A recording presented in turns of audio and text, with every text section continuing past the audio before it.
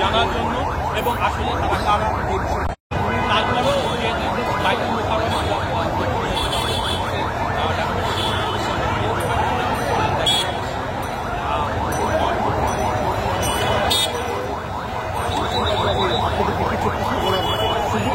আপনি দেখতে পাচ্ছেন যে আসলে তারা কি সাধারণ জনগণকে তারা উঠিয়ে নিয়ে গেছে।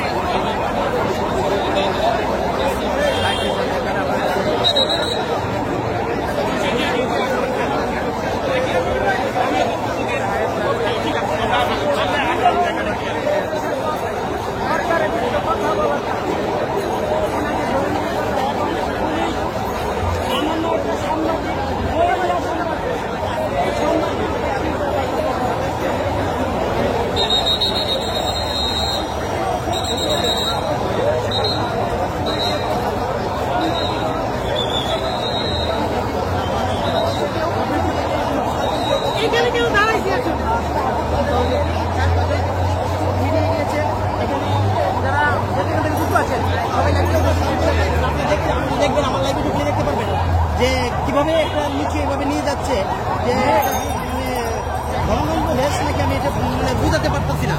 এইভাবে যে মানুষকে শেষ নিয়ে যায় এটা আমার অলরেডি আপনারা সবাই আমার এই লাইভে ঢুকলে দেখতে পারবেন। কোনো সংগঠনের না, কোনো সংগঠন না, ওরা বলতেছে যে 7 তারিখে নির্বাচন নিয়ে জিজ্ঞাসা করা হচ্ছে, তারপরে ওনাকে বলা হয়েছে যে আপনি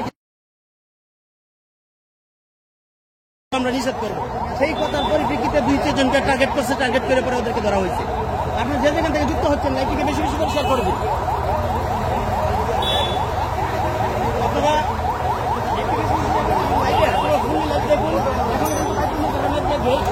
এটি কিন্তু বন্ধ করে দিয়ে হয়েছে। এখন আমরা এখন পুলিশ প্রশাসনের ভিতরে আছে, ওইদিকে পুলিশ প্রশাসন রয়েছে, এদিকে আছে পানির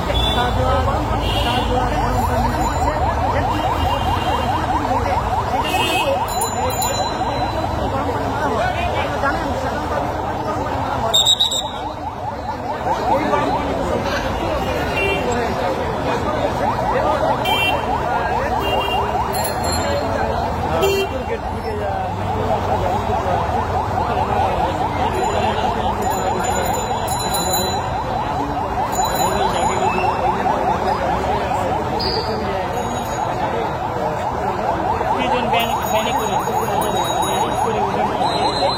এর পরিপ্রেক্ষিতে পুলিশ জানিয়েছে যে তারা বাইতুল মোকাররম কেন্দ্রীয় মসজিদের সামনে বিভিন্ন স্লোগান দিয়েছে এবং তাদের সাথে কোনো দলের সাথে সংশ্লিষ্টতা আছে কিনা সেটা তদন্ত করার জন্য তাদেরকে গ্রেপ্তার করা হয়েছে। তাদের সাথে কোনো দলের সাথে সংশ্লিষ্টতা না থাকে তাহলে তাদেরকে ছেড়ে দিবে বলে জানিয়েছেন পুলিশ। দর্শক সরাসরি দেখতে পাচ্ছেন আমাদের লাইভটি শেয়ার করে দিন, অনেকে দেখার সুযোগ করে দিন। আপনারা দেখতে পাচ্ছেন ইতিমধ্যে মসজিদের সামনে বিপুল পরিমাণে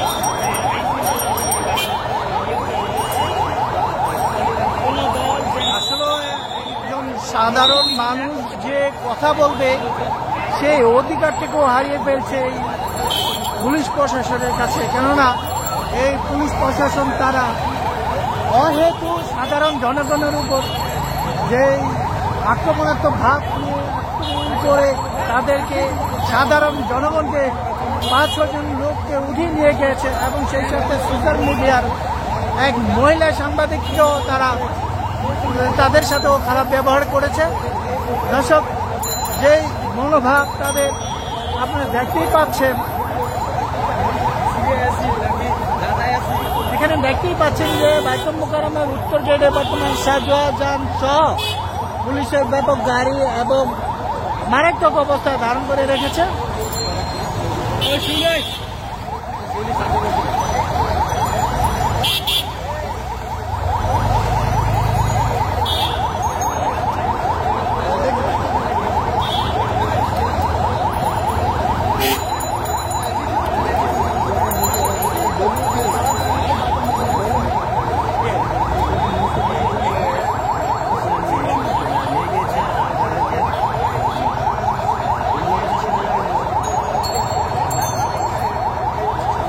যেভাবে জানতে পারলাম যে এখানে কিছু 4-5 জন লোক ছিল গেটের সামনে, অবশ্য তারা বলছিল, এক মহিলাকেও জিজ্ঞেস করা হয়েছিল যে আপনি কি আগামী 7 তারিখে ভোট দিতে যাবেন?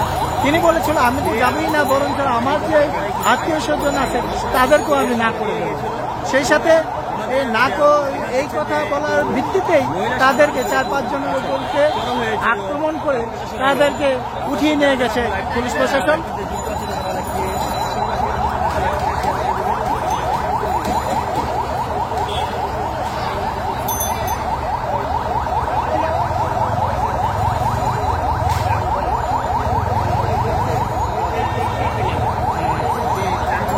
আপনারা দেখতেই পাচ্ছেন যে ব্যাপক পুলিশের উপস্থিতি।